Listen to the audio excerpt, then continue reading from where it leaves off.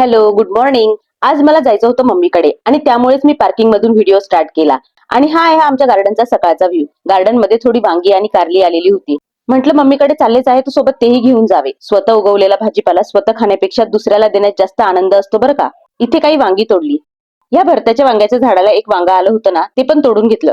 त्याला वाचवण्याचा पूर्ण प्रयत्न चालू आहे. बघू यश येतंय का. त्यानंतर कारल्याच्या वेलीला जेवढी कारली आली होती ना, तेवढी सगळी तोडून घेतली. काही कारली तर पिवळी पण पडायला लागली होती.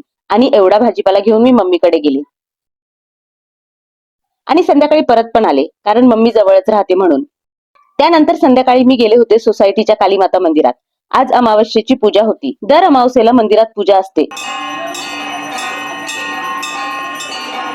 सर्व देवांचे दर्शन घेतले आणि इथे ना पुष्पांजली पण होते, ती पण अटेंड केली.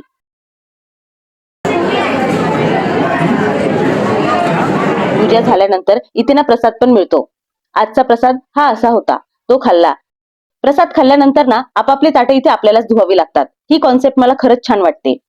असाच होता माझा आजचा दिवस. व्हिडिओ आवडला असेल तर व्हिडिओला लाईक करा. भेटूया अशाच एका नवीन व्हिडिओमध्ये. तोपर्यंत बाय बाय.